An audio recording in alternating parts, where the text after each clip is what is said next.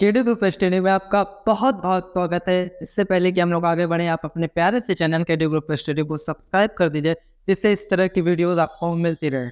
आइए बिना किसी देरी के अपने टॉपिक पर चलते हैं। तो आज का हमारा टॉपिक वही पुराना वाला जो क्वेश्चन कर रहे थे उसी को कंटिन्यू करेंगे। तो ये क्वेश्चन मैंने बता दिया था, समझ लीजिए सेट के लास्ट स्टेज पे हैं हम लोग। इसके बाद थोड़ा सा इसका प्रैक्टिकल यूज देखेंगे, फिर एनसीईआरटी का क्वेश्चन करेंगे और कहानी खत्म। ठीक है, आइए देखते हैं क्वेश्चन। सेकंड नंबर क्वेश्चन है, निम्नलिखित समुच्चय में कौन सा असंयुक्त समुच्चय के युग्म है? असंयुक्त समझते हैं आप? असंयुक्त मतलब होता है डिसजॉइंट, मतलब अगर किसी दो सेट में कोई एलिमेंट कॉमन ना हो तो वो असंयुक्त समुच्चय या डिसजॉइंट सेट कहलाता है। या यूं अगर मैं इसी बात को बदल के बोलना चाहूँ थोड़ा सा, तो मैं कहूँ कि उनके इंटरसेक्शन पार्ट इंटरसेक्शन क्या हो, आई आ जाए। आई आने का मतलब क्या, उसमें कोई भी कॉमन पार्ट नहीं होगा। ठीक है, इंटरसेक्शन अगर फाई आ गया तो चलिए चेक करते हैं। फर्स्ट नंबर, सेकंड का फर्स्ट नंबर, और कल वाले वीडियो में मैंने इसका फर्स्ट पार्ट करा दिया है। तो यहाँ पर सबसे पहले आपको दिया है 1 2 3 एंड 4। अब देखिए ध्यान दीजिएगा, सेकंड क्या दिया, x सच दैट x एक प्राकृतिक संख्या है तथा 4 से बड़ी बराबर और 6 से कम और बराबर। तो यहाँ पर अगर आप देखें, चलिए मैं आपकी सुविधा के लिए इसको सेट ए लेट कर लेता हूँ और इसको सेट बी लेट कर लेता हूँ। तो आप खुद समझदार हैं कि अगर ये 4 से बड़ी और बराबर और 6 से छोटी और बराबर है, तो मतलब इसके बीच कौन कौन प्राकृतिक संख्या आएगी? 4 आएगी, 5 आएगी और 6 आएगी। क्या आएगी? 4 5 6। अब देखिए आप दो तरीके से कह सकते हैं। एक तो आप सीधे बता दीजिए कि दोनों में 4 मिल रहा है तो आप कह देंगे ये असंयुक्त समुच्चय नहीं है। एक तरीका यह है, आप बताइए ए इंटरसेक्शन बी कितना आ गया? 4 आ गया। तो इसमें कॉमन एलिमेंट क्या होगा? 4 हो गए। इसलिए यह असंयुक्त समुच्चय असंयुक्त समुच्चय नहीं है।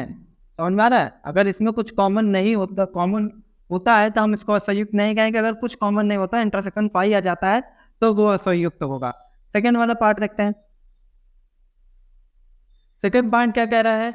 ए ई आई ओ you, A E I O you, इसको हम सी सेट मान लेते हैं।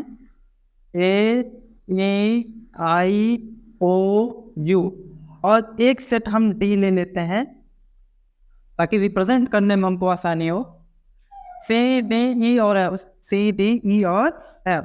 तो भैया जी ये आपका सी, भैया जी आपका डी, और ये आपका ई, और ये आपका एफ।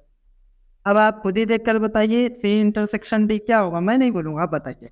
देखिए तो इसमें कौन कौन एलिमेंट मिल रहा है? एक तो भैया आपका ई मिल रहा है, और यही कहानी का बंटा ढार हो जाता है। हम कह देंगे ये आपका असंयुक्त समुच्चय नहीं है, असंयुक्त समुच्चय नहीं है, क्योंकि कॉमन एलिमेंट क्या होना चाहिए? कुछ नहीं होना चाहिए, और फाई हो जाना चाहिए। थर्ड ना, कुछ नहीं का मतलब फाई तो हुआ। थर्ड नंबर देखिए, एक्स एक्स एक सम पूर्णांक है। सम पूर्णांक का माने क्या हो?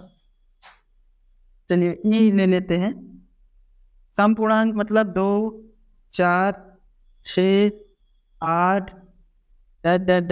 so on। और एक्स एक्स एक विषम पूर्णांक है। ठीक है, तो इसको हम ले लेते हैं ओ is equal to 3 5 7 9 so on। तो ये सम हो गया और ये विषम हो गया। तो ई और ओ का जब आप इंटरसेक्शन पार्ट लेंगे तो क्या मिलेगा? सम वाले में सम रहेंगे, विषम वाले में विषम रहेंगे। तो दोनों में कोई कॉमन पार्ट नहीं होगा, तो वो क्या हो जाएगा? फाई हो जाएगा। फाई हो गया, मतलब ये भैया हमारा असंयुक्त समुच्चय है। मतलब 3 सेट हमको दिए थे, 3 सेट के पेयर दिए थे, और 3 सेट में एक पेयर हमको जो मिला है वो डिसजॉइंट का मिला है या असंयुक्त का मिला है। अब आइए हम लोग नेक्स्ट वाला क्वेश्चन देखते हैं। तो नेक्स्ट वाले क्वेश्चन में आपको क्या करना है, थोड़ा सा पढ़िए, मैं इसे रेज कर देता हूँ। बहुत ही आसान है, बस आराम से आप अगर पीछे से होते हुए आएंगे, सारी सीरीज मैंने बनाई हुई है, उसमें एक एक बात आपको बताया हुआ है। ऐसा नहीं है कि कोई भी बात मैंने छोड़ी है, सब चीज़ें बताई हुई आपको डिटेल में। चलिए आइए करते हैं नेक्स्ट वाला। आपको एक यूनिवर्सल सेट दिया है, यहाँ आप लिख सकते हैं दिया है। तो क्या दिया है? u इज इक्वल टू दिया है 1 2 3 4 5 और 6। अब देखिए, और आपको ए ये दे रहे हैं, कह रहे हैं भैया मैं आपको ए दे रहा हूँ 2 3, और मैं बी आपको दूंगा। कौन दे रहा है भैया? राइटर दे रहे हैं, जो बुक से मैंने लिखा है उस बुक के राइटर बता रहे हैं कि बी इज इक्वल टू 3 4 5, या मैथमेटिशियन कह रहे हैं।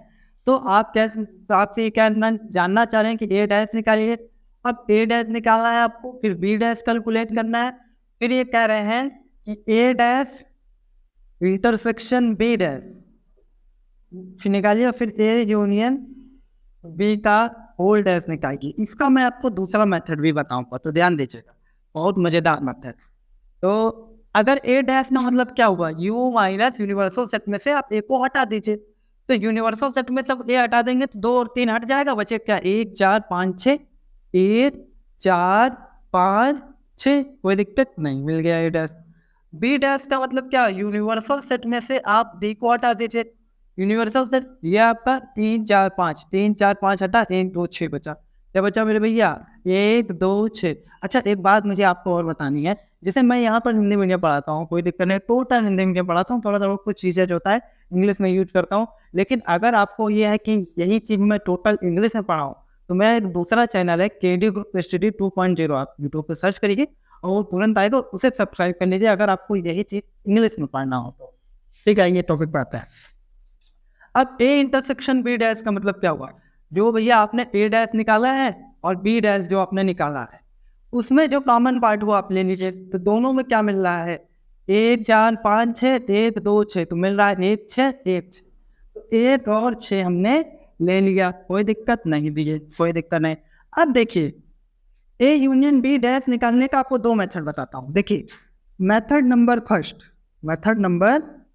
फर्स्ट, पहले मेथड में आप कह सकते हैं कि भैया सीधी सी बात है, पहले आपको ए यूनियन बी निकालना पड़ेगा। तो हमने कहा निकाल लो भैया, जब निकालना पड़ेगा तो निकाले लो। तो ए यूनियन बी क्या होगा, 2 3 4 5, 2 3 4 5, मतलब ए और बी की दोनों के एलिमेंट कंटेन करें ऐसा एक सेट बनाना है। अब कह रहे हैं भैया इसका आपको डैश निकालना है, मतलब यू के साथ आप इसको माइनस कर दो, यू में से 2 3 4 5 हटा दो।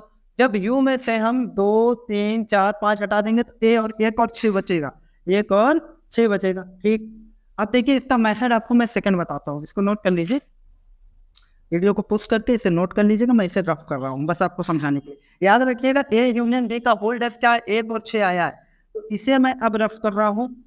देखिए method number second, D Morgan's law ये कहता है, डी मॉर्गन नियम ये कहता है कि जो ए इंटरसेक्शन बी डैश होता है वो बराबर होता है ए यूनियन बी के होल डैश के। माने जो आपका ए डैश इंटरसेक्शन बी डैश की वैल्यू आई है वही इसकी वैल्यू होगी। तो इसकी वैल्यू क्या आई है, पीछे हम निकालें 1,6। देखिए इतना लफड़ा आपको करने की जरूरत पड़ी नहीं पड़ी? कोई डाउट, कोई कंफ्यूजन? अगर कोई डाउट और कोई कंफ्यूजन हुआ तो कमेंट सेक्शन का दरबार आपके लिए खुला है, चाहिए कमेंट कीजिए और मैं पक्का पक्की बात है इसका रिप्लाई जरूर दूंगा। अगर आपको कोई क्वेश्चन नहीं समझ में आया तो मैं आपके लिए अलग से सेपरेट वीडियो बनाकर उसे समझाने का प्रयास करूंगा। ठीक है, तब तक के लिए नमस्कार, जुड़े रहिए अपने प्यारे से चैनल केडी ग्रुप स्टडी के साथ।